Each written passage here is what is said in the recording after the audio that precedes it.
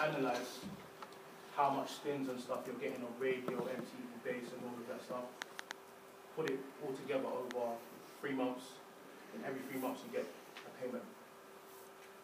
Your digital sales, so your iTunes, Beatport and all that stuff, you get paid for that as well.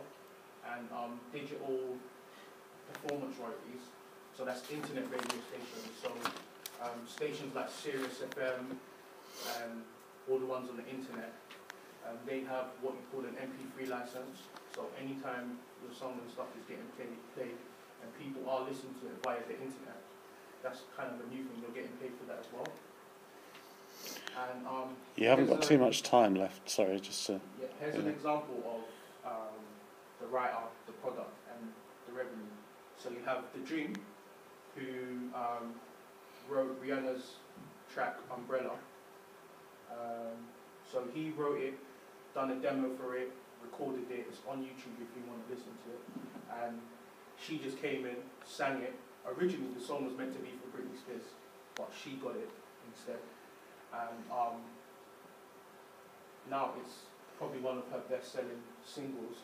And The Dream has claimed that he has made $15 million from the song as of 2012.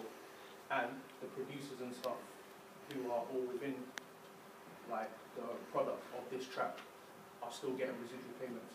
So you might still hear it on Capital or whatever. So every 3 months they will be getting a payment.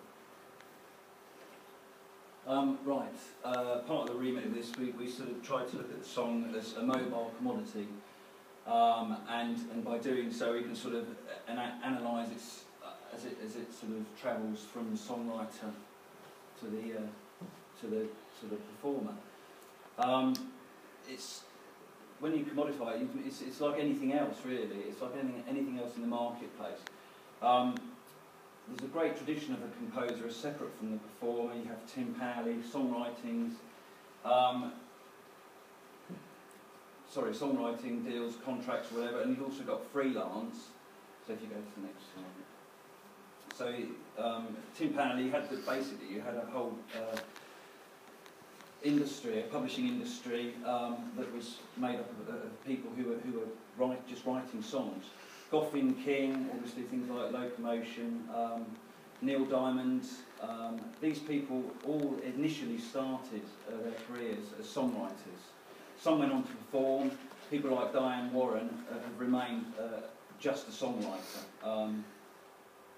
Dan Wilson, who was in a band called Semisonic, he's really gone into songwriting post being in a group, and he co-wrote Someone Like You by Adele. Co-ownership, what I've tried to say is co-ownership of a song is a good thing. Once a song is published and it's placed on the open market, what you're doing is in conjunction, you normally get a co-pub deal. So what you're doing is you're looking at, if you go back a slide a minute before, if you look at the co-publishing deal, what you're doing is in conjunction with the publishing company, you're looking at pitching your song to record companies, but also you're looking at possibly selling it, advertising, gaming, incidental TV, music. So there's various different ways the composer can take that as a commodity and sell it on, and that's a good thing in the sense that it's offering up several different revenue streams for the songwriter. More often than not, a songwriter is often the band member as well. Something that came to light as I was doing some research on this that I found interesting and has far-reaching implications in terms of ownership of song is the way.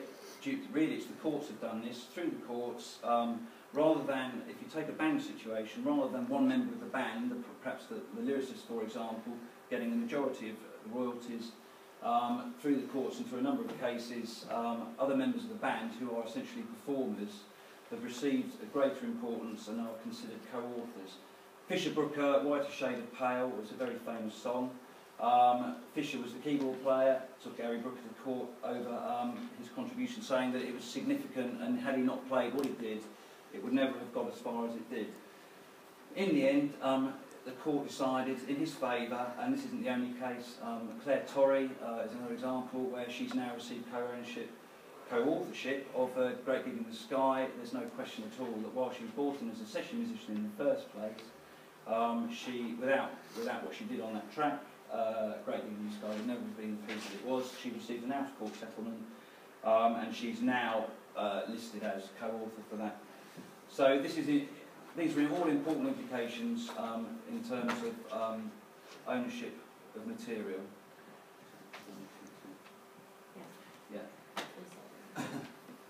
The only other, I mean, that's basically great. Sorry, and the other one, of course, was the other famous one was Baker Street, Raphael Ravenscroft, who, again, another situation where a session musician really defined the track, although in that case he chose not to go and see. Okay, you're going to have to be really quick, sorry. Okay. Music ownership does not merely have implications for how we hear music, i.e. through Pirate Bay or through iTunes, but it also has aesthetic implications, what we hear. Critics of Lady Gaga have identified that the current product is a far cry from the coy singer-songwriter pianist seen on YouTube performing in modest clubs prior to being signed. The industry can be seen to limit the artist's input because of the profit attainable from an Adornian standardised product. The artist is therefore encouraged to conform to this standardised model. Music ownership can be seen to have a detrimental effect on artistic input, particularly where major record labels have influence and are benefiting principally from the profits. Sorry. This is another issue, sorry. So the above has dealt with the effects that ownership and business can have in the encoding of popular music. Business decisions made by the industry can also have aesthetic implications for the listener's perception.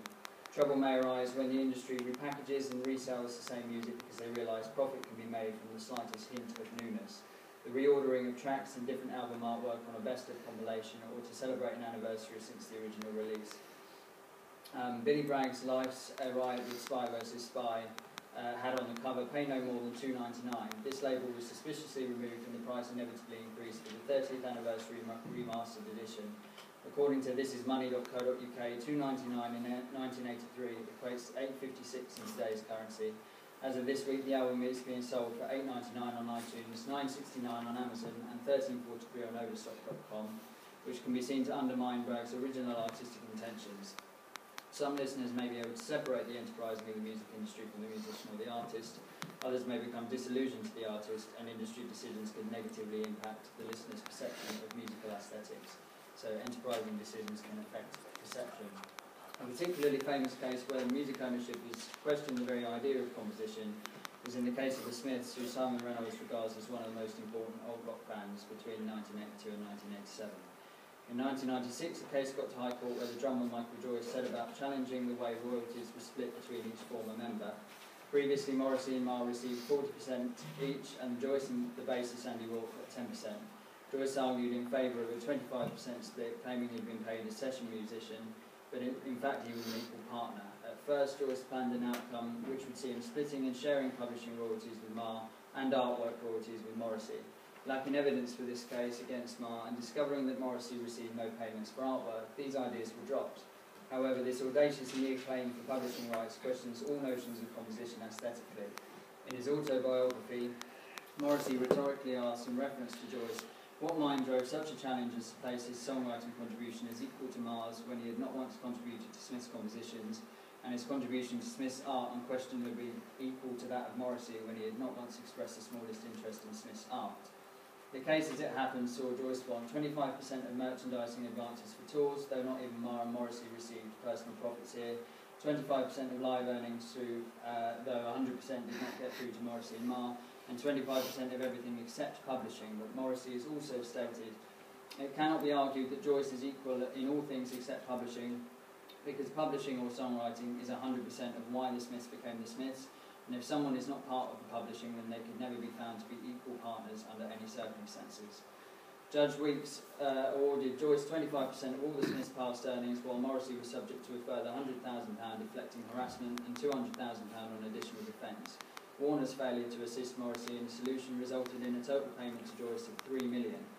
Importantly, all was done in the name of music, while Joyce was effectively admitting non-involvement with any composition. Last bit, sorry. During Morrissey's appeal, a document emerged proving Joyce had signed to accept a 10% share in the 80s, but this evidence was disregarded on the grounds that Joyce did not understand what he was signing. There is a case with Spandau Ballet several years later where the judge asserted it is unconscionable for ex-members to lay claim to large sums of money that they know the group founder Gary Kemp regarded as his own.